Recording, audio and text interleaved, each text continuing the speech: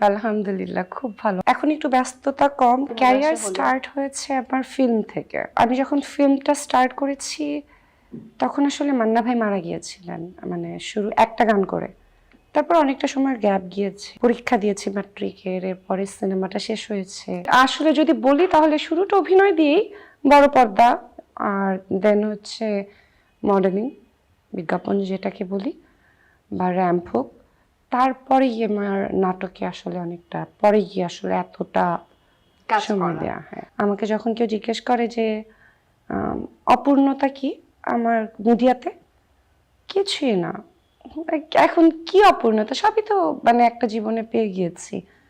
বাংলাদেশের superstar, megastar, আমি কাজ তো করেছি সবার সাথে এবং ভালো গিয়েছে, ব্যবসা সফল কাজ। বিজ্ঞাপন আমি ভালো ভালো কোম্পানির সাথে তখন বিজ্ঞাপন করেছি, ভালো ভালো নির্মাতারা ছিলেন সেখানে। অমিতাভ ভাই ছিলেন, ফারুকী ভাই, অনেকে ছিলেন, আপন ভাই ছিলেন, অনেকে ছিলেন।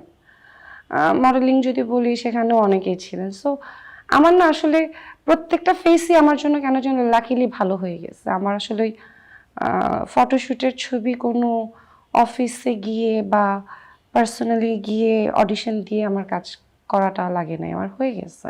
যে চরিত্রটা দিয়ে আমি আসলে অহনা হয়েছি সেই চরিত্রটা নোয়াশাল থেকে এসেছে। বলতে হলে আমাকে জান্নাতের কথাই বলতে হবে। জীবনে একটু পরে কি হবে, 2 মিনিট পরে কি হবে, আমি ওইটাই জানি না। আমি এই লেবাসে যে থাকবো আমি তো সেটাও জানতাম না। সো জীবনে আসলে ফিউচার নিয়ে আমি এখন আর, একটা সময় অনেক ভেবেছি কিন্তু এখন আর আসলে আমি জানি না।